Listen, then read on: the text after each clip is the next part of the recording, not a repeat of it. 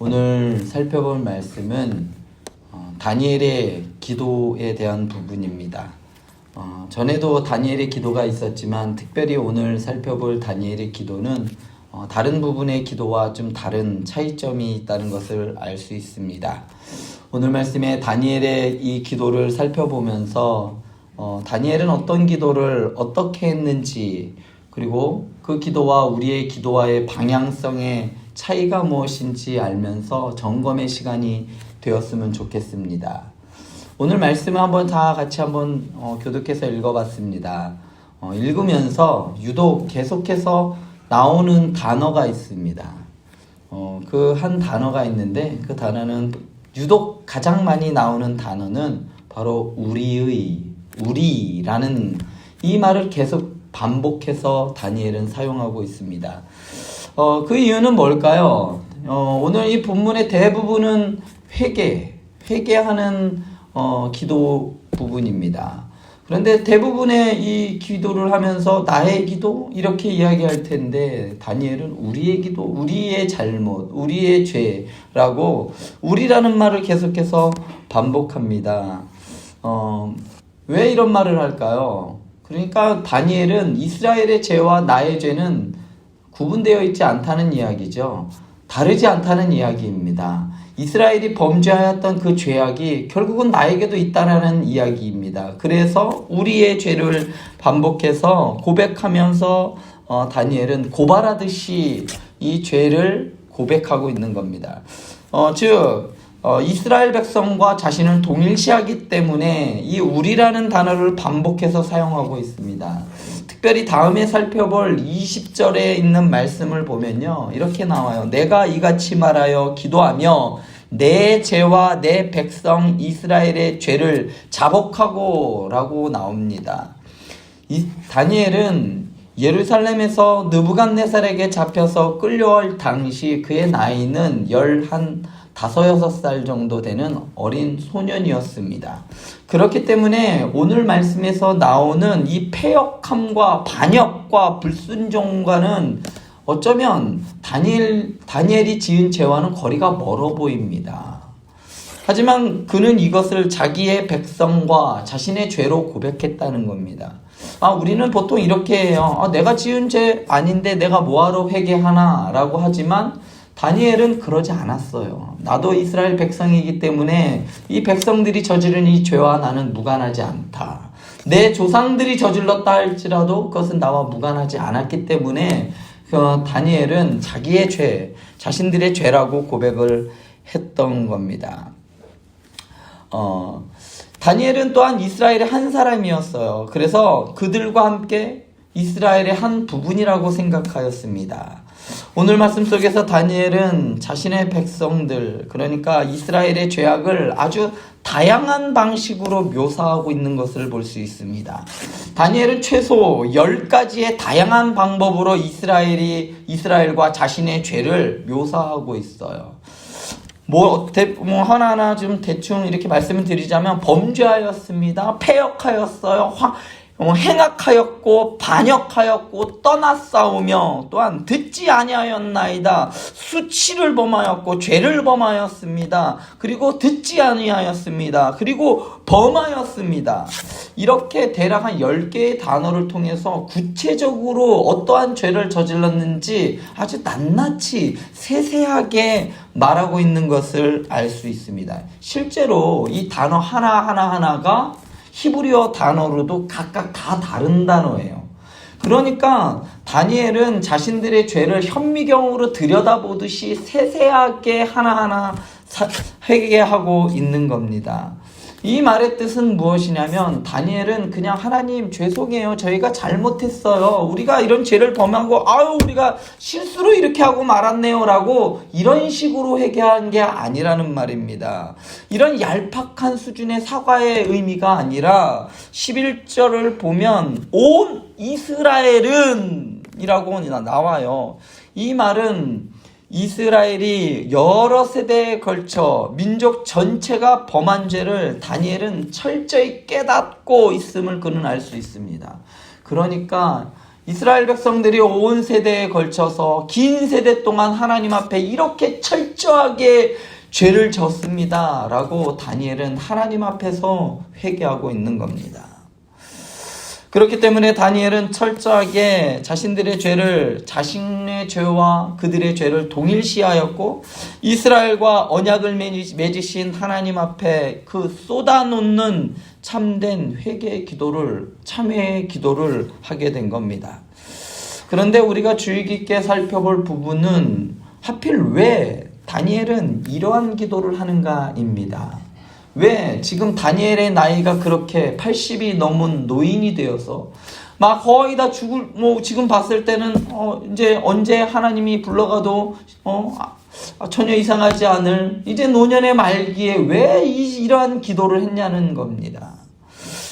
지난 시간에도 말씀드렸듯이 다니엘은 성경을 통해서 바벨론 포로기 70년 기간이 거의 끝났기 때문에 이제 곧 이스라엘 백성들이 고국으로 돌아가는 것을 알고 있었습니다. 그래서 예레미야서에서도 예언을 했고, 그들이 70년간 바벨론의 포로가 있을 것을 성경은 계속해서 선지자들을 통해서 예언을 했습니다. 그러니까 너희들 참고 견뎌. 그리고 마침내 그 시간이 다 됐어요. 이제 곧 돌아갈 때가 되었습니다. 그런데 왜 그런 때에 왜 이런 기도를 했냐는 겁니다. 오히려 저 같으면 이러겠어요. 야!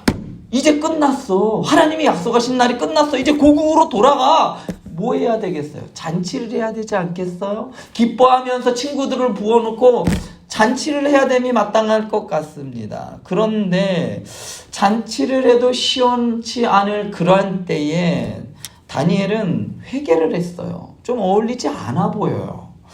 예레미야서를 통해 깨달음에 대한 이 올바른 반응은 회개가 아니라 오히려 감사여야 하지 않을까요? 하나님 정말로 우리를 구원해 주시는군요. 그 말씀대로 우리를 구원해 주시고 고국으로 돌아가게 해 주시는군요. 아이고 감사합니다. 이것이 그의 합당한 반응이어야 되지 않느냐는 말입니다. 하나님께서 바벨론에서 고향으로 다시 돌아가게 하실 미래에 대한 이스라엘의 이 기쁨과 소망으로 가득해야 할 것입니다. 이사야서 40장에서 55장을 보면 이런 말씀으로 아주 당시에 이스라엘 백성들이 고국으로 돌아갈 때 얼마나 기쁨에 찼고 감격에 찼는지 그 모습들을 아주 세세하게 묘사해주고 있는데, 그 모습은 아주 기쁨으로 가득 차 있어요. 소망으로 가득 차 있습니다. 그러나 동시에 하나님께서는 아주 현실적인 것을 지적합니다. 너희들이 왜 애시당초에 이러한 포로 생활을 할 수밖에 없게 되었는가? 그 이유를 하나님께서는 다시 한번 설명합니다. 이사야서 42장 18절부터 25절에 보면 너희들이 반역하였기 때문에 너희들이 이 바벨론 포로 생활을 하는 거야 라고 하면서 그들이 해방될 시기쯤에 다시 한번 이사야 선지자는 너희들의 죄 때문이야, 하나님께 돌아섰기 때문이야 라고 하면서 그 원인을 분명하게 다시 한번 지적해 주고 있습니다. 패역하고 반역한 이스라엘에게 가장 필요한 것이 무엇일까요? 하나님께 범죄하였어요. 그렇지만 그들에게 가장 필요한 것은 해방됨이나 자유함이 아니라 먼저 하나님 앞에 죄의 용서가 먼저 필요한 겁니다. 그들에게 가장 절실히 필요한 것은 하나님의 용서였어요. 그냥 때가 됐으니까 그냥 말씀대로 용서해 주시겠지, 시간이 약이야? 아니에요. 하나님의 용서는 이루어지지 않았습니다. 그들이 바벨론 포로에 있는 것은 그들의 죄악으로 인한 결과이지 하나님이 그것을 했다고 해서 용서해 주시는 분이 아닙니다. 해결되지 않은 것이 있어요. 그것은 하나님의 용서입니다. 이사야서 53장에 보면 이스라엘에 대한 용서는 수수께끼 같은 주의 종의 자기 희생적인 고난과 죽음을 통해 성취될 거라고 나옵니다.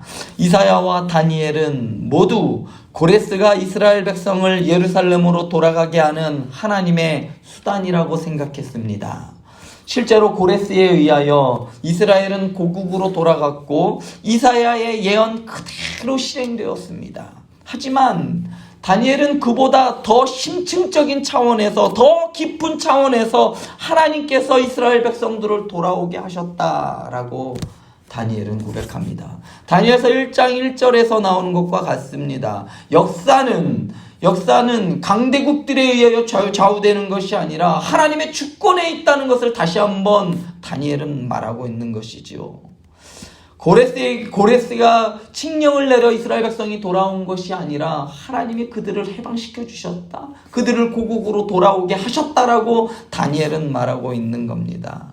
아무리 때가 차고 정한 기간이 되었다고 해서 자동적으로 바벨론에서 고국으로 돌아가는 것이 아니라 결국은 하나님께서 그들을 용서하시고 돌아오게 하셔야 됨을 다니엘은 알았다는 겁니다.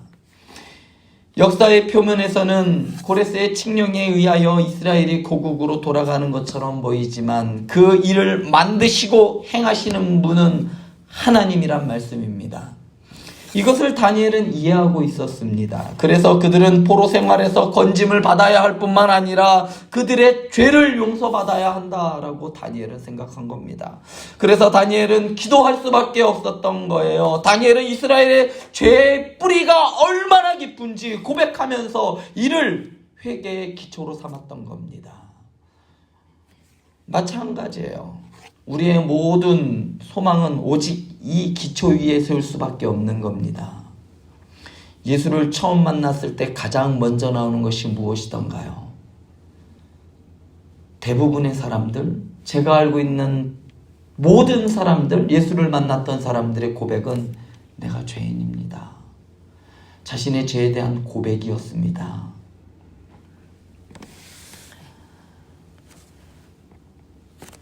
성경을 폭넓게 볼 때 이스라엘을 향한 하나님의 궁극적인 계획은 그들이 아브라함에게 주신 하나님의 약속, 즉 이 땅의 모든 민족이 아브라함을 통해 복을 받게 된다는 약속을 성취하기 위한 수단이 되어야 하는 겁니다.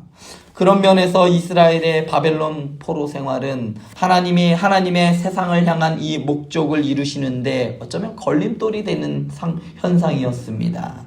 온 세상을 향한 하나님의 선교가 지속되기 위해서는 이스라엘이 회복되어야 했습니다. 그래서 다니엘은 하나님의 백성, 곧 속량받은 공동체의 회복을 위하여 회개 기도를 하였던 겁니다. 그러면 어쩌면 여기서 한 가지 질문을 할 수도 있을 것 같아요. 왜 다니엘은 바벨론의 죄가 아니라 이스라엘의 죄를 열거했느냐라는 거예요. 예레미야 25장에서 보면 70년의 포로 생활을 이스라엘의 죄에 대한 심판으로 이해했을 뿐만 아니라 70년이 다 지났을 때에 바벨론에 대한 하나님의 심판이 시작된다라고 이해하였습니다. 예레미야서 25장 12절부터 14절을 보면 이렇습니다. 여호와의 말씀이니라. 70년이 끝나면 내가 바벨론의 왕과 그의 나라와 갈대아인의 땅을 그 죄악으로 말미암아 벌하여 영원히 폐허가 되게 하되 내가 그 땅을 향하여 선언한 바 곧 예레미야가 모든 민족을 향하여 예언하고 이 책에 기록한 나의 모든 말을 그 땅에 임하게 하리라. 그리하여 여러 민족과 큰 왕들이 그들로 자기들을 섬기게 할 것이나 나는 그들의 행위와 그들의 손이 행한 대로 갚으리라. 다니엘은 바벨론과 그리고 페르시아에서 상당히 높은 고위 관직을 했던 사람입니다. 바벨론의 부정과 부패 그리고 억압과 폭력을 그 누구보다도 잘 알고 있었던 그리고 직접 목격한 사람입니다. 그렇기 때문에 행한 대로 하나님께서 갚아주신다라는 그것을 위해 하나님께서 그들의 죄악을 낱낱이 하나님께 고발할 수 있는 사람이 다니엘이었어요.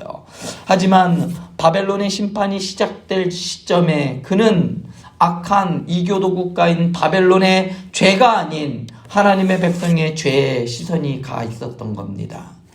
이러한 다니엘의 구도적인 자세는 우리에게도 많은 것을 깨닫게 합니다. 코로나 시국을 지나면서 사회로부터 한국 교회는 많은 지탄을 받았습니다. 그럴 때마다 우리는 교회와 그리고 예배의 당위성을 세상에 알리기 급급하였고 빗나간 시선으로 교회를 보는 그 세상의 시선을 바로 잡아주려고 하였습니다. 너희들이 그렇게 보니까 그런 거지 우리는 괜찮아. 너희가 잘못된 관점으로 보는 거야. 많은 교회들이, 심지어 우리 교회도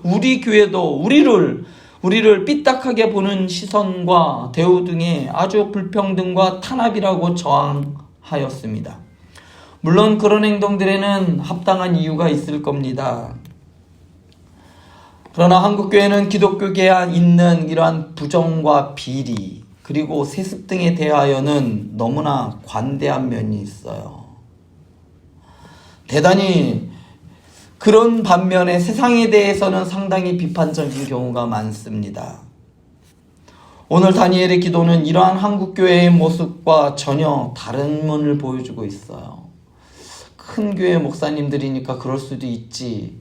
교회의 그러한 부패와 부정에 대해서는 너무나도 쉽게 덮어버리려는 우리의 습성들이 있습니다. 내가 하면 로맨스고 남이 하면 불륜이라는 말이 우리가 취하고 있는 모습은 아닌지 돌아보아야 할 겁니다. 예레미야는 포로들에게 주변 세상을 위해 기도하라고 하였습니다. 다니엘은 주변 이교 세계의 죄를 잘 알고 있었음에도 불구하고 하나님 백성의 죄를 고백하기로 하였던 겁니다. 그러나 오늘 말씀을 잘 보면 우리의 기도와 우리는 조금 다른 것을 알 수 있어요.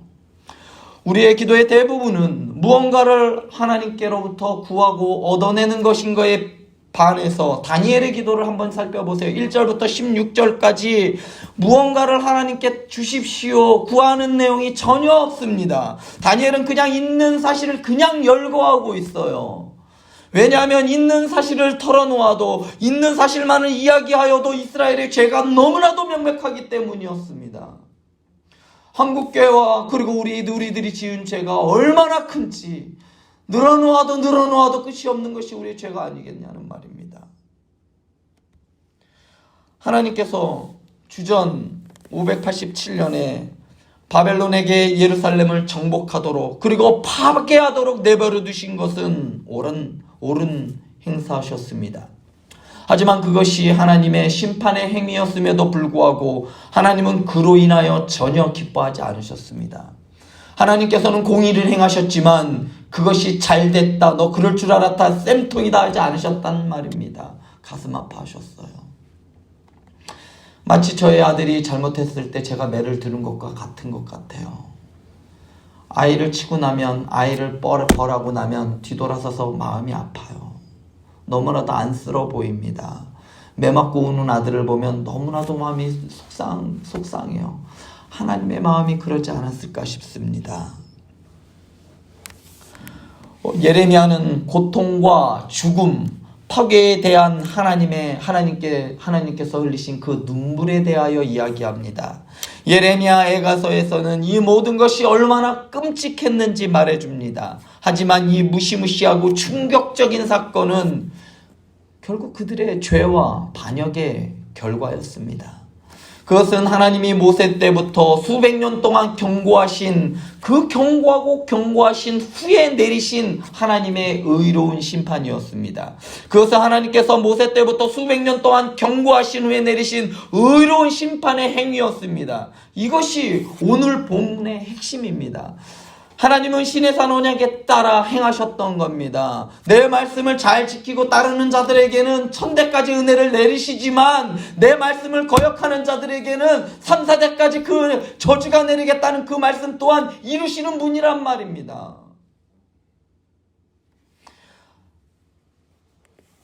약속을 이루시기 위해서 이루시는 분뿐만 아니라 저주 또한 그것 또한 하나님께서는 신실하게 행동하시는 분입니다. 하나님은 모든 차원에서 자신의 말씀을 신실하게 지키시는 분입니다. 그렇기 때문에 이스라엘의 심판에 대한 말씀 속에 이 안에 희망이 담겨져 있습니다. 하나님을 떠나 죄악의 길로 간 이스라엘을 하나님께서 약속대로 심판하신 건 그 심판하신 그 사건 이면에는 이스라엘의 소망이 그들에게 소망은 바로 하나님의 의로우심과 신실하심에 달려있다는 메시지가 있는 겁니다. 하나님께서 심판하셨듯이 그의 선지자들을 통하여 회복의 말씀 또한 반드시 지키신다는 말씀입니다. 저 같으면 하나님 잘못했습니다. 더 잘하겠습니다. 저는 싹싹 빌었을 것 같아요. 마치 우리 시온이가 잘못해서 엄마한테 혼날 때 더 혼나지 않게 막 빌어요. 그럼 너무 안쓰럽잖아요. 저는 고만하라고 하지만 저희 아내는 그렇지 않아요. 오늘 모습의 다니엘은 이러한 모습을 하고 있지 않습니다. 다니엘은 그냥 있는 그대로 자신들의 죄를 그대로 받아들입니다. 그러면서 동시에 하나님에 관한 아주 강력한 사실을 내세웁니다. 모든 말씀과 행동에 있어서 의로우신 하나님 여호와께서는 그분의 백성에게 주신 약속과 그분의 백성들을 통해 세상에 주신 약속을 신실하게 지키실 것이라는 겁니다. 우리는 이 지점이 참 어려울 때가 있어요. 하나님은 공의로우신 분이라서 그렇지만 공의와 이 하나님의 공의와 그리고 용서와 자비는 어쩌면 부딪히는 것처럼 보일 때가 있습니다. 공의를 지켜야 할 판사가 사사로운 정에 이끌려 형량을 줄인다면 공의는 바로 서지 못할 겁니다. 공의와 용서 이 두 진리는 동시에 인정하기 상당히 어렵습니다. 이것은 대단히 중요합니다. 특히 기도할 때 아주 필수적입니다. 다니엘의 기도는 이 두 가지 면을 아주 밀접하게 연관하고 있습니다. 7절에서 다니엘은 주여 공의는 주께 돌아가고, 그러니까 하나님은 공의로운 분이라서 우리를 이렇게 만드시고 우리를 포로로 만드심이 마땅합니다 라는 고백이에요. 그러면서 9절에서는 주 우리 하나님께는 긍휼과 용서하심이 있사오니, 하나님은 그 공의로우신 분이라서 우리를 이렇게 포로 생활로 이렇게 버려두시고 우리를 치심이 마땅하오나, 그렇지만 하나님께서는 공의로우시니 우리를 용서해달라는 그러한 회개를 또한 다니엘은 할 수 있는 겁니다. 하나님의 공의와 하나님의 긍휼과 용서가 만나는 지점이 있습니다. 그것은 바로 십자가입니다. 하나님의 최고의 공의와 하나님의 최고의 용서와 자비가 바로 십자가 위에 쏟아졌습니다. 죄에 드는 죄의 값은 사망입니다. 죄를 지음에 있어서는 반드시 죽음이 있어야 되고 희생이 있어야 합니다. 그렇기 때문에 희생이 필요했던 것이고, 그랬기 때문에 죽음이 필요했던 겁니다. 그래서 그의 아들 예수 그리스도를 십자가에 못 박히게 하신 겁니다. 그리고 그 위에 온 인류를 위한 하나님의 사랑이, 그리고 우리를 향한 용서가 그 위에 부어졌던 겁니다. 그의 아들을 십자가에 못 박으실 때 하나님의 마음은 얼마나 아프셨을까요? 그럼에도 불구하고 아들을 찢으시는 그 아픔보다 우리를 살리시는 그 사랑, 그 기쁨이 하나님께서는 더 크셨던 겁니다. 하나님은 십자가 위에서 자신의 아들의 인격 안에 우리의 죄와 우리의 반역의 결과를 친히 담당시키셨습니다. 그러면서 용서의 문을 여셨던 겁니다. 다니엘의 기도는 그가 기도를 드리는 하나님의 성품을 깊이 이해했음을 알 수 있어요. 이러한 면에 다니엘은 의지해서 하나님께 기도하였던 겁니다. 명백히 죄인이기 때문에 당연히 노예로 죽음 마땅하지만, 노예로 살아감이 마땅한 삶이지만, 내 백성, 내 아들, 내가 너를 낳았도다 라고 말씀하신 그 하나님의 약속을 믿고 담대하게 기도하였던 겁니다. 사랑하는 행복한 교회 성도 여러분, 날로 죄의 깊이가 더해가는 시대를 바라보며 혀를 차고 한탄하는 것이 아니라 세상이 어떻게 돌아가는 거야 이렇게 하는 것이 아니라 다니엘과 같이 이 시대의 아픔을 내 아픔으로 공감하며 시대를 위하여, 교회를 위하여 기도하는 사람이 되시기 바랍니다. 하나님께서 온 땅, 온 민족의 복으로 아브라함을 부르셨듯이 이 관산동 일대를 위해 저와 여러분들을 부르셨습니다. 저들의 죄를 위해 회개하고 간절하게 복음의 전달자로 살아가는 저와 여러분들이 되시길 간절히 소원합니다. 기도하시겠습니다.